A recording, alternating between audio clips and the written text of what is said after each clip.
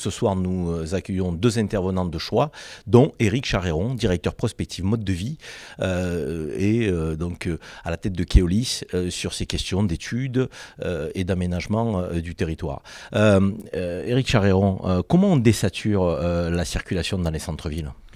D'abord, il faut offrir le choix à la majorité des citoyens de pouvoir se passer de la voiture en tant que solo.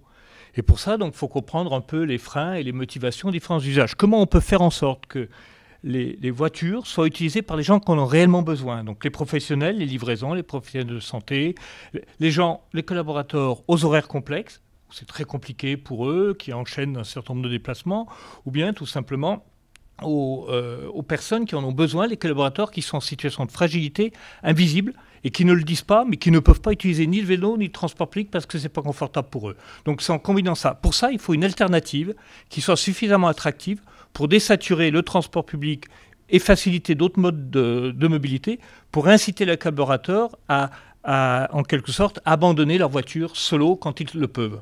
Alors, comment on donne envie de se déplacer autrement? Comment on fait changer et évoluer les mentalités qui sont quand même bien ancrées? Alors, un premier point, dans toutes les enquêtes mondiales qu'on a menées en 2018, dans les grandes villes, ce qui est dans le trio de tête, c'est la marche à pied.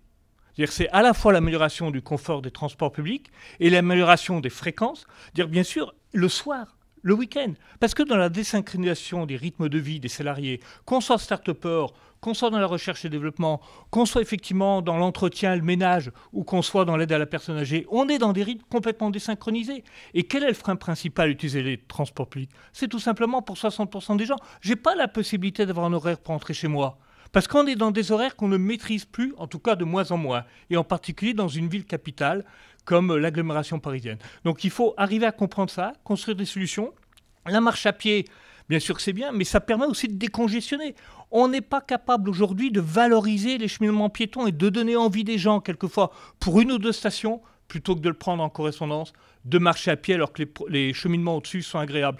C'est aussi donner envie de faire du vélo. Et là, ça concerne aussi les entreprises.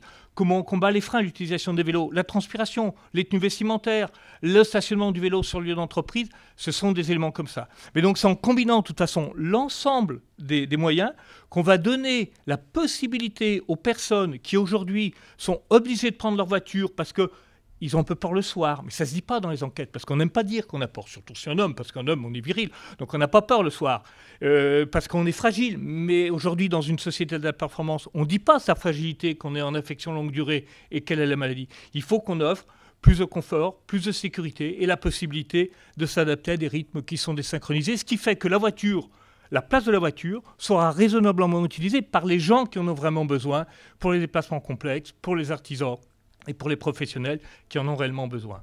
Éric Charéron, quand on est directeur de la prospective d'un groupe comme Keolis, un groupe de transport urbain, périurbain, dimension nationale et internationale, quand on travaille sur ces enquêtes, on le fait auprès de ses clients, où on élargit le spectre. Comment vous travaillez et comment vous réfléchissez sur les attentes de nos concitoyens? Alors là, c'est très simple, on ne s'intéresse qu'aux citoyens dans leur diversité et sur la pluralité des territoires.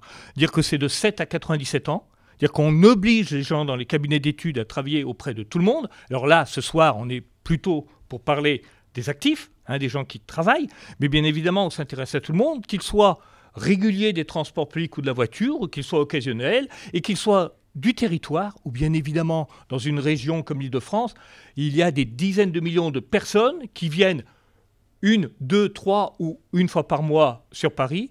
Et c'est aussi se préoccuper de ces personnes-là qui viennent de l'extérieur, mais qui font la dynamique d'un territoire, qui contribuent à la richesse économique d'un territoire. Donc voilà, on essaye de raisonner tout le monde, mais en tenant compte, en se disant qu'une application, une déclinaison à Paris ne s'appliquera pas de la même manière à Lyon, à Copenhague, parce que les rythmes de vie des personnes ne sont pas pareils. Je simplifie. À 18 h en Suède, si vous n'avez pas terminé votre travail, vous êtes quelque part un incompétent, vous ne savez pas vous organiser. C'est tout juste si en France, à 18 h, quand on quitte le travail et qu'on est cadre, si on n'a pas pris sa demi-journée, en plaisantant entre collègues. Donc ça, on voit bien qu'on ne peut pas appliquer d'un pays à l'autre les mêmes raisonnements et qu'il faut effectivement un peu de la finesse dans l'analyse des territoires. Merci Éric Charéron. Ce soir, un débat passionnant nous attend à l'Agora de la flotte automobile. Donc à bientôt.